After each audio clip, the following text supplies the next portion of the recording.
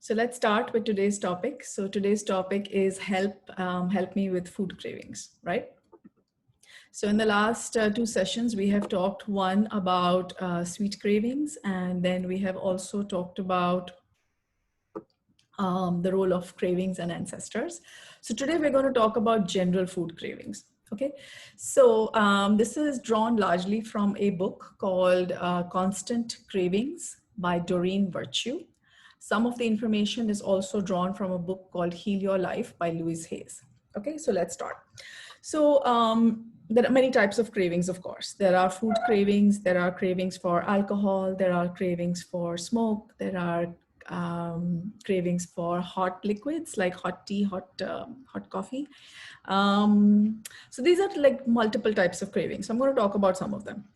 So the one thing that I want us to think about is that, let's say, for example, when someone is smoking, right? So when someone is smoking, what is happening?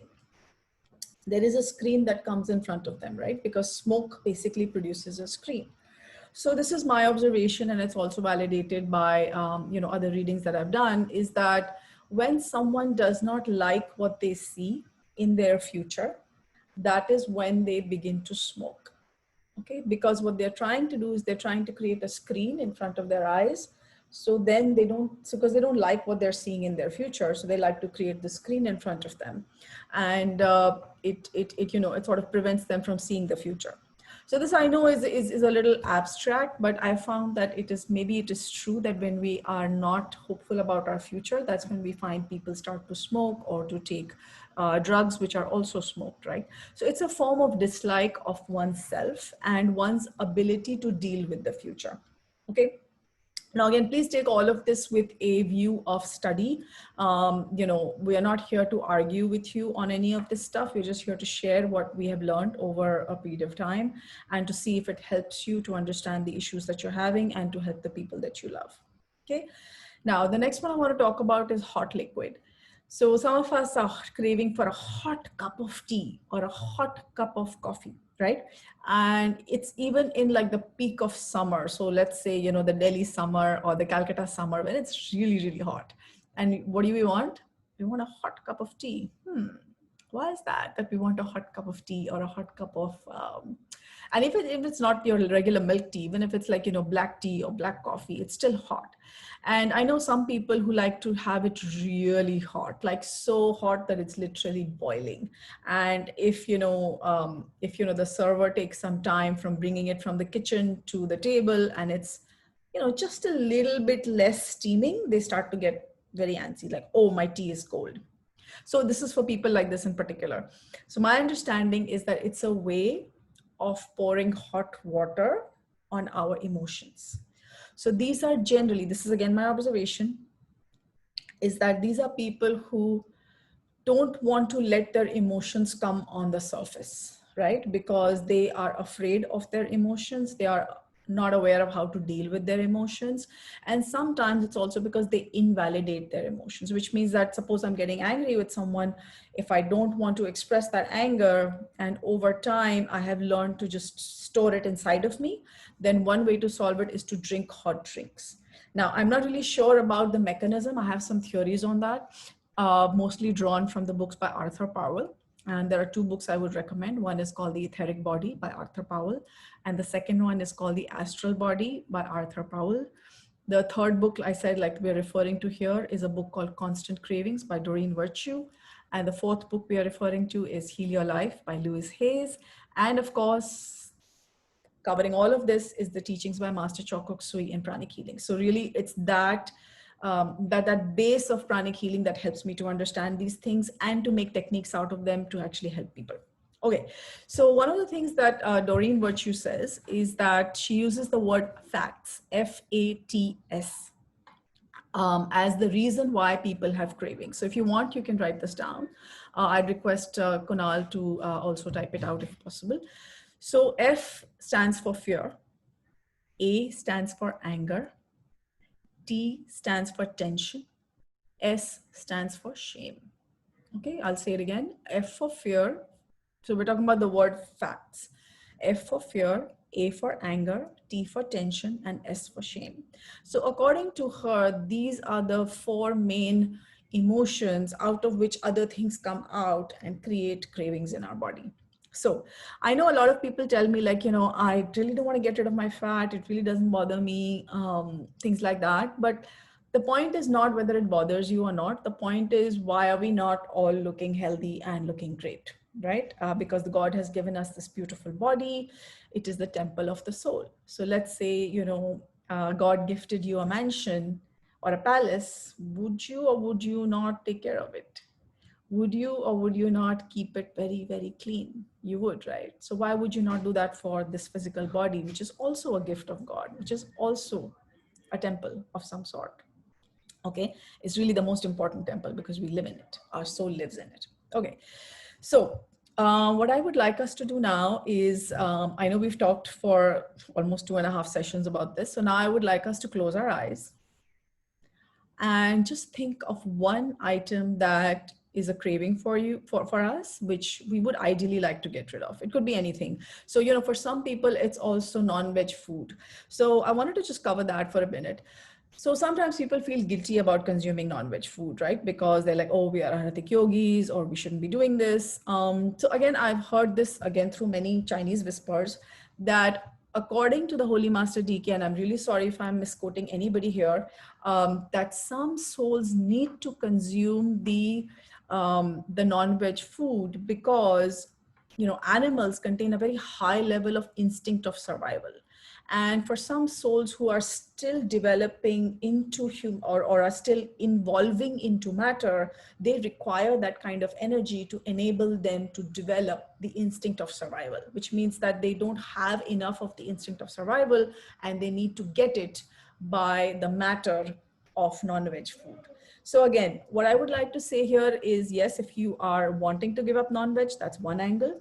But if you are consuming it or till you get to the point where you can give it up, perhaps, okay, this is just a suggestion, perhaps what you can do is you can eat it, but while you're eating it, just be aware that you are doing this with a purpose. The purpose is to help your system develop the instinct of survival.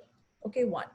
Two, what you can do is you can also express gratitude for the animal who has given its life so that you may eat it. Okay, so I don't know how many of you have seen the movie Avatar, and in that movie Avatar, we see this, this blue lady. She kills an animal to eat it, but while she's killing it, she's not killing it with like anger or like, "Oh, I'm going to kill you," not like that. She's just killing it, saying, "I'm sorry, I have to take your life, but I have to take your life to survive myself." And there's an attitude of gratitude. So even when taking the life of an animal, if you have the attitude of gratitude, okay, for some of us, we are not directly we're not directly taking care of all of this. I understand this is an uncomfortable topic for certain vegetarians, but please just bear with me because we have all kinds of people here and I would like to help everyone. And you may also have family members who are struggling with this, so just stay with me for a bit. And so again, so most of us are not really doing this job ourselves anymore, right? Somebody else is doing it for us. The stuff is just coming on our plate. That's okay. Just look at your plate, pray over it. Okay, Master Faith has taught us to pray over food all the time. So just pray over your food, bless your food, and also thank the being who has given up its body, willingly or unwillingly. They have given up their body so that you may eat. Okay, so what are the two things? Be aware of that, do that. One thing I would say is don't feel guilty, because the emotion of guilt is not going to help you overcome the craving. Okay, so if you really want to get rid of the craving, don't feel guilty. Be grateful. We can do that in the meantime. We can be aware that we're consuming this particular item to develop the instinct of survival. Okay, so that was related to non-veg. Now going back to what Doreen Virtue says. So the FATS acronym that she has developed, this is not my original thought. This is from Doreen Virtue's book, Fear, Anger, Tension, and Shame. So what I would like us to do is to just be aware. If you need to close your eyes, that's fine. If you want to keep them open, that's fine. Just think of one item that you want to give up. Okay, one item that you want to give up, that you feel is not good for your body. Okay, now try to close your eyes and remember the first time you consumed that item. Close your eyes. We are going to invoke to the angels of memory, to the angels of healing, to the angels of pranic healing and Etheric yoga to help us to understand these cravings. So just go back in time and try to remember the last one, okay? If it's early childhood, fine. If it's just yesterday, that's also fine. You know, just whatever is the link for you. Because remember, every memory is linked to another deeper memory. And if we are not ready to pull out the deepest memory, that's okay. We'll just pull out the one on the surface for now. Okay, so I would like you to think of the first occasion. So let's say, for example, it's smoking. Just giving an example.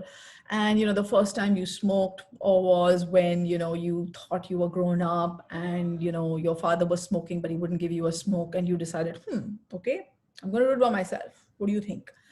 Was it something like that? The first time you ate meat, was it out of rebelliousness? So if you come from a vegetarian household and your friend is offering you some meat and you eat it because of rebelliousness, like, you know, oh, my parents won't let me eat it. Okay, let me see what it is. Or let me do something that my parents don't normally permit me to do. Or if you come from a non-vegetarian household, does it just represent a comfort food to you? So, you know, you've grown up eating this food and you're comfortable with it. It reminds you of home. Maybe it reminds you of your mother. Maybe it reminds you of the time when your mother actually fed you this with her own hands, right? So it could be a feeling of love also.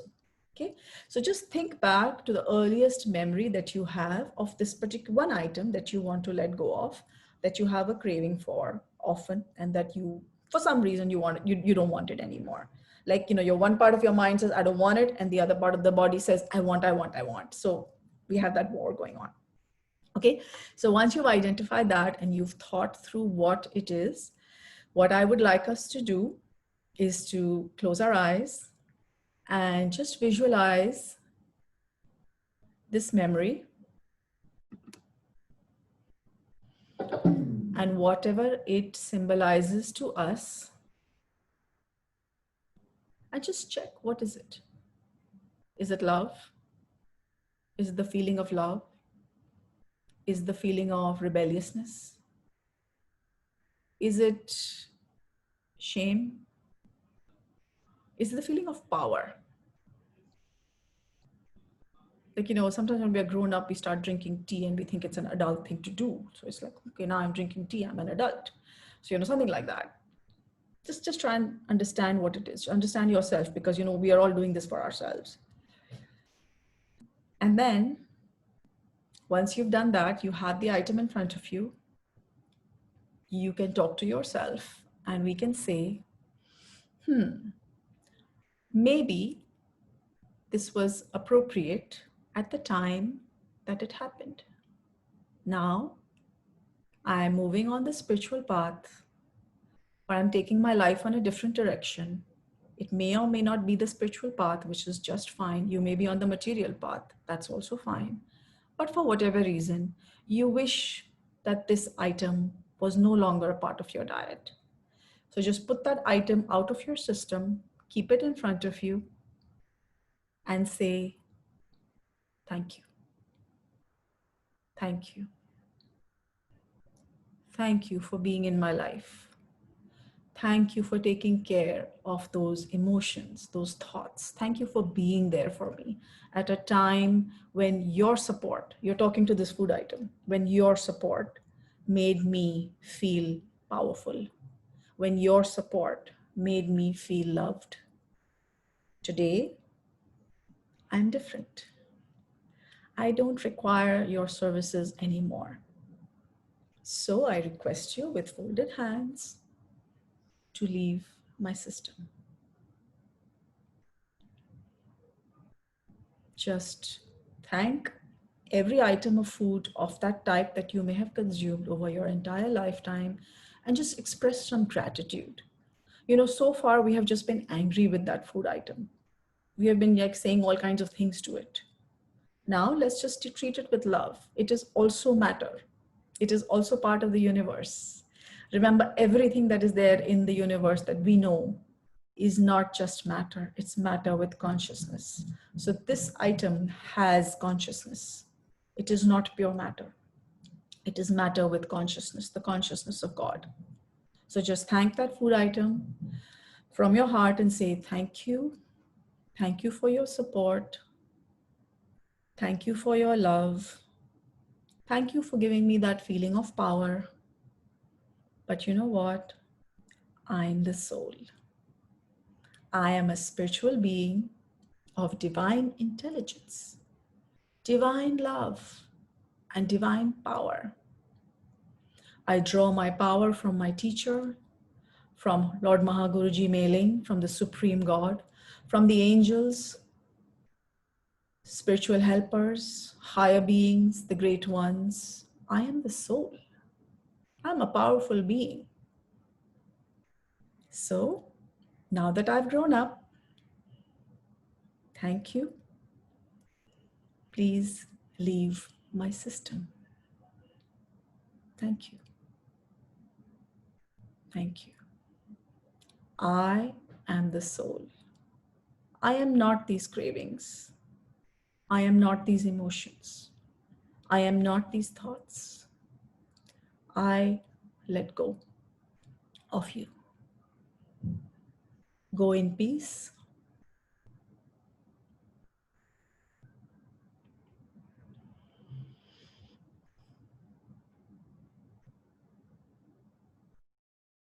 See that item smiling back at you for your gratitude, for your respect. You know, this item has also been hovering around in our system waiting for respect. So, you know, just give it that respect and say thank you.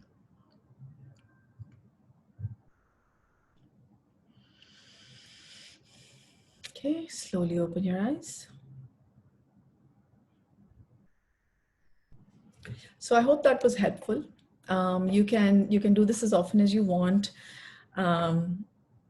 And you can repeat it if necessary with different items, and you can just see what kind of an effect it has. For me personally, you know, giving up food items or giving up things that I crave for has become really easy when I'm just nice to that item. And I'm just like, yeah, I really like you, but you know what? I have to move on. I have to make a relationship with something else. You know, just like when we move on in a relationship, a friendship, you know, sometimes we outgrow our school friends, we outgrow our college friends, right? And then we have different kinds of friends. So we're not angry with those friends in the past, right? Even our baby friends, like our childhood friends, we played like, you know, whatever with study buddies, right? We're not angry with them. We just are like, you know what? I've moved on. So just the same thing with the food item, you know, it's like, you know what, I've moved on, thank you. But, you know, have some good memories with you, and it's all cool, but I really need to move on. Okay. So let's just like calm down and deal with it more as a matter that has consciousness, because it has consciousness. Okay. Okay.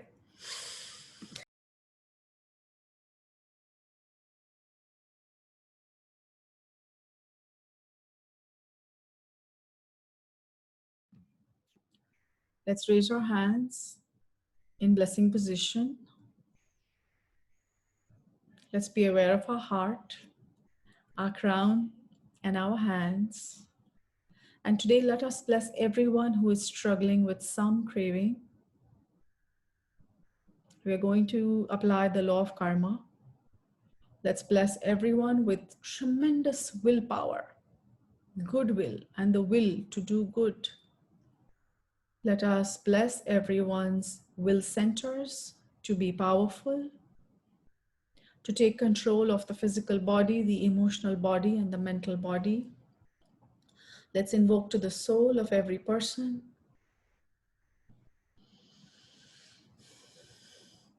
Also, since we are in COVID times, let's bless everyone affected by the coronavirus, the COVID virus, the entire planet Earth. May everyone be healed. May the Buddha Kuan Yin descend with our compassionate, purifying light and help the earth to expel the coronavirus, the fears, out of its energy body. Let us also bless all the thought forms and emotions of fear, of anger, of tension, and of shame.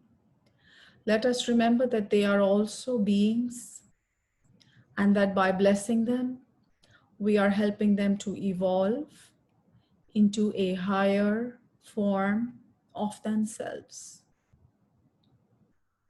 Let us remember that stubbornness, used in the right direction, is determination.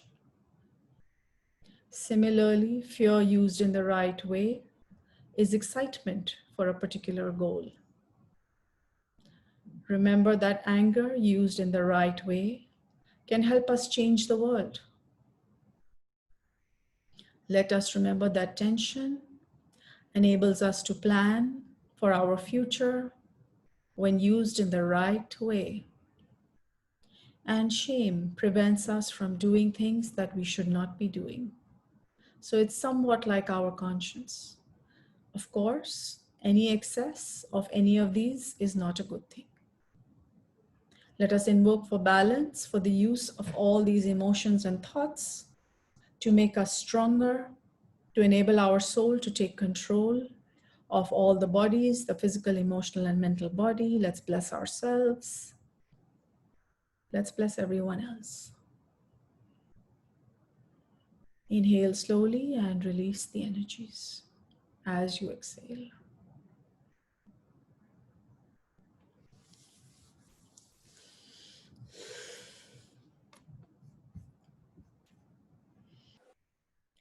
So thank you everyone for joining. We've had 3 sessions on cravings. We've had sweet cravings, we've had the relationship of cravings with our ancestors, and we've had the third one today, which is food cravings. So I hope that this will help all of us overcome our cravings, and let us have your feedback on YouTube or wherever you decide to watch it, both because it helps us understand whether our programs are useful, how useful they are, and of course, how fast they're working. Okay, so I'll be really grateful for that. It is very encouraging for us when we see these things and we receive your feedback. As I've said, we are from the school of Master Choa Kok Sui, Pranic Healing and Etheric Yoga, and that's what we do, and we're happy to do it for you. Okay, and also please subscribe to our channel on YouTube, so that you receive notification of the new and wonderful topics that you suggest, and we try our best to deliver. So thank you so much.